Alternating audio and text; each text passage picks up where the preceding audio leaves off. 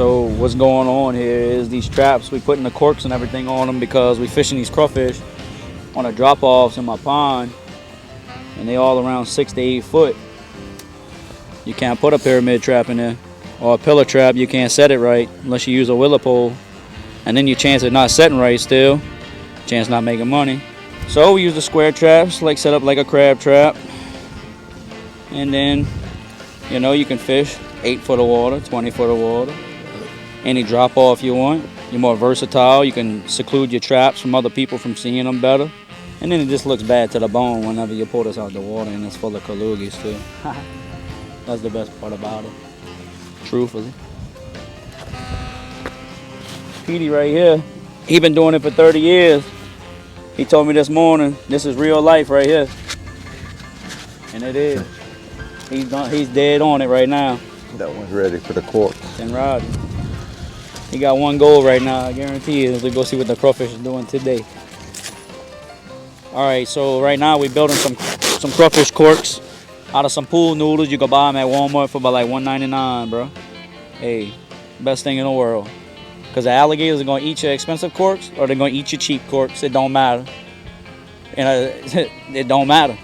So you either go broke behind a cork or you just get what you need, Everybody thinks it's a game, but, if you do it commercially, it's all about the dollar.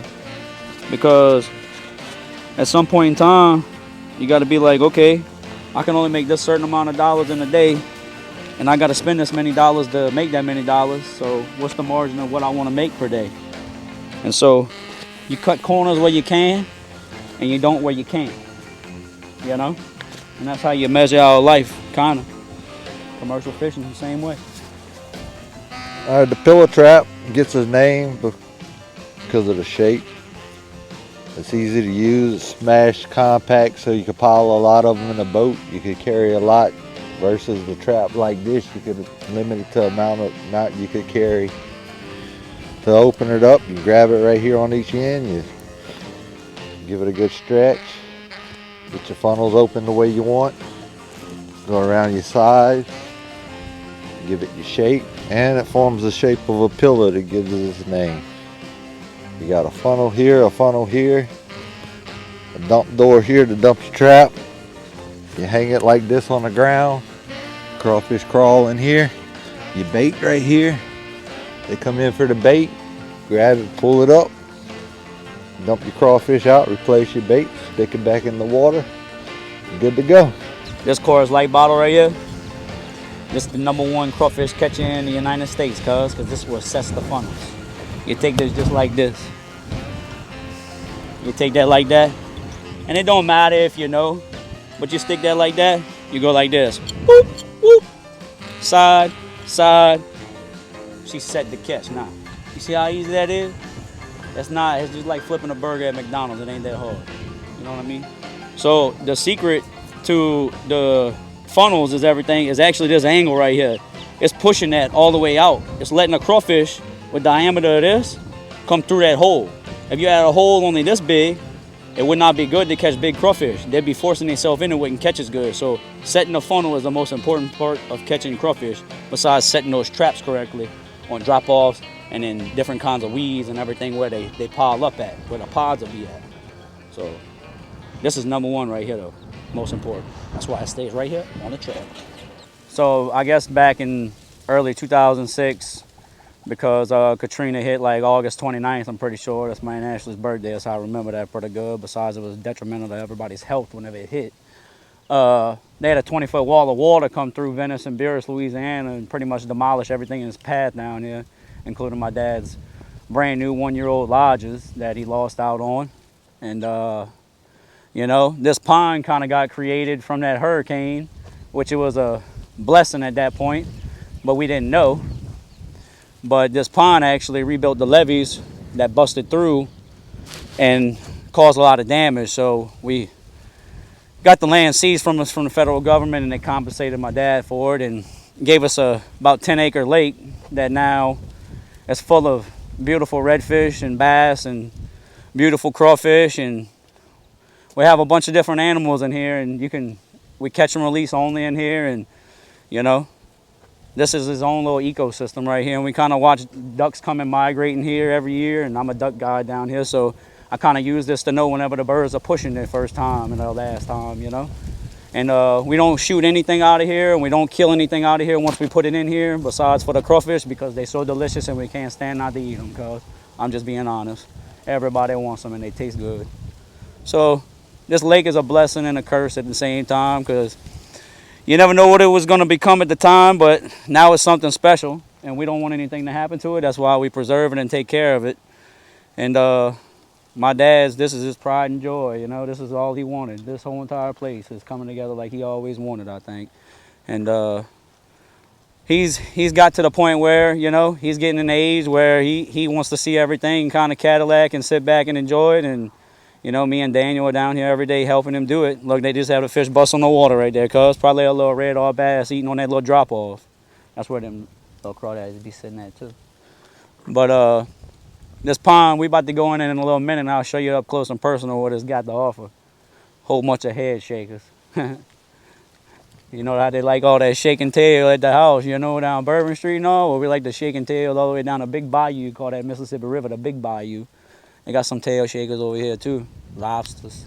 All right, we got these crawfish dongs. I don't know what they really call, but it's some kind of corn mix fish meal. And we also fishing with pogies. My personal favorite bait. The pogie fish. Nice greasy fish. Lasts a little while. A short term, quick catching bait. And the dongs are time release. They fish for long terms. The pogies to attract them. The dongs are to keep them coming.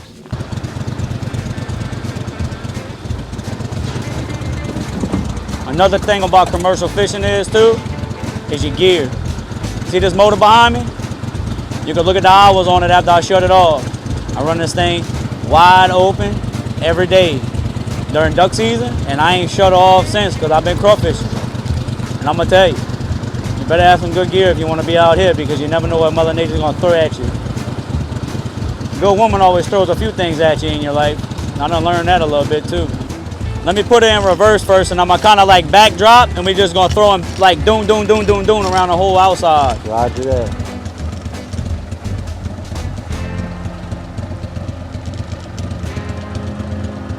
Watch, there's a trap right here that I got. Let's see what they gonna hit like right now. Just in that back corner. While Pete gets them baited up, I'm gonna check this out real quick. I'm gonna pull into it nice and easy.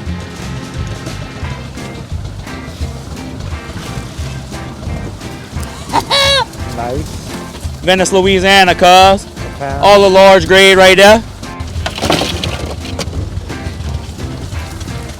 They hit, Pete. You all right. Just like that, eat it, Jeff. You see that like that? Huh? Eat it. Oh, you eat it, cuz. You living like that, ain't you? Tastes good to me.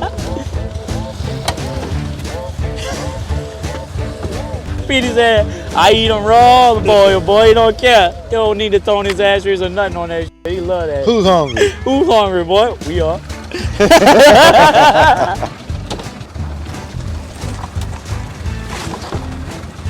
Beautiful. South Louisiana crawfish right there, though. You ain't get no better than that, cuz. We pick all our crawfish out like this as we go, because guess what? Quality is everything down here. You can't sell crawfish to a coon ass, he'll go catch his own. That's a trap right there. This is a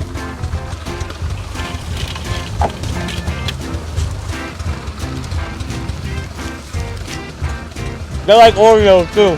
Me too. See? Swamp Daddy. Look at him. I told you they flick their tail around here. You ain't believe me, huh? Beautiful crawfish, look.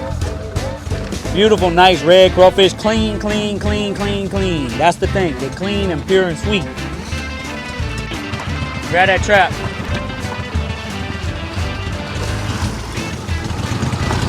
They hitting good on just the dong and the old pogie, bro. Right there in front, Pete. We're running a little fast right now, trying to get out this wind. I'm moving my traps over a little bit while this wind's hitting hard for the next few days. I don't feel like fighting it on Wednesday. Right there, Petey. Oh yeah, they still hitting good right here, but I'm gonna let it sit. It ain't gonna hurt nothing to let it sit.